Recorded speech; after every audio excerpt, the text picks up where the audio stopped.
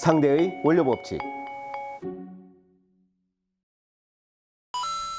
안녕하세요. 상대의 원료 법칙. 오늘은 젤라틴 그리고 콜라겐에 대해서 설명해 드리겠습니다. 젤라틴 또는 콜라겐이라고 하는데요, 가수분해 피쉬 콜라겐이라는 원료와 피쉬 젤라틴이라고 하는 원료가 있습니다. 고객님들이 찾으실 때 좀 어려워하는 것 중에 하나가 이 콜라겐이 맞는 거냐 젤라틴이 맞는 거냐 이렇게 혼동을 하시는 경우가 있는데, 비슷하게 쓰인다고 보시면 돼요. 이 성상을 점도 있게 만드는 때 사용을 하는 걸 젤라틴 또는 콜라겐이라고 합니다. 근데 콜라겐은 성분으로 쓰는 경우가 훨씬 더 많고요. 화장품이라던가 아니면 사료 또는 식품에 성분으로 사용을 하는 경우가 많고, 젤라틴이라고 하는 거는 케이크 위에 이제 반질반질하게 해주는 어떤 수분 기능을 또는 반짝거리게 하는 글레이징 효과를 내기 위해서 사용하는 원료를 젤라틴이라고 많이 부릅니다. 네, 젤라틴 또는 콜라겐이라고 하는 원료들은 피부, 연골 이런 조직들에서 추출을 하게 됩니다. 지금까지 알려진 걸로는 한 29종, 한 20여 종 정도가 존재한다고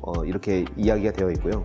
소화가 되거나 용해가 잘 안 되기 때문에 다이어트용으로도 많이 사용을 하십니다. 이게 수분하고 같이 합쳐지거나 열을 받게 되면 이게 겔에서 졸 형태가 되게 됩니다. 그래서 좀 어느 정도의 물성을 가지고 어딘가에 뿌렸을 때 윤기를 가질 수 있는 정도의 어느 정도 점도를 가지면서 이게 겔화가 되면 온도가 다시 떨어지거나 했을 때 단단해지면서 우리가 보는 어떤 피부나 연골처럼 이렇게 단단하면서 윤기를 가지는 판형 또는 퍼진 형태로 존재를 하게 됩니다. 네, 제일 많이 배보실 만한 게 돼지 껍질 먹으면 피부가 좋아진다더라, 돼지 껍질이나 닭발 이런 걸 말씀하시죠. 일반적으로 그렇게 말씀을 하시는데 흡수가 잘 안 되는 걸로 알고 있습니다. 그래서 이걸 원료로 쓰실 때에는 돼지 껍질이나 닭발 이런 데서 추출한 그 동물성 원료들, 다 동물성이긴 하죠. 생선도 동물성이긴 한데 돼지에서 추출한 것들은 알러지 반응을 일으킬 수 있기 때문에 최근 기피하는 경향이 있기도 하고 특정 성분에만 사용을 하시는 경우가 있습니다. 다만 이제 요즘 화제가 됐던 건 피쉬 콜라겐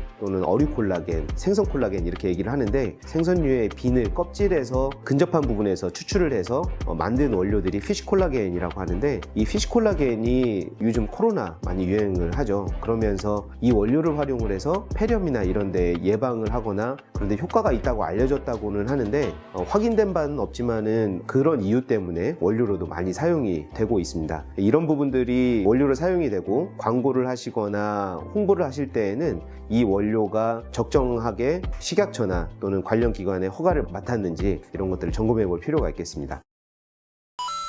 네, 오늘은 증점을 올리는 글레이징 효과를 가지는 또는 성분으로 쓸 수 있는 콜라겐과 젤라틴에 대해서 알아보았습니다. 여기에 대한 질문 또 궁금증은 카톡 연구원을 통해서 질문을 주시거나 유튜브 아래 댓글로 달아주시면 답변을 드리도록 하겠습니다. 감사합니다.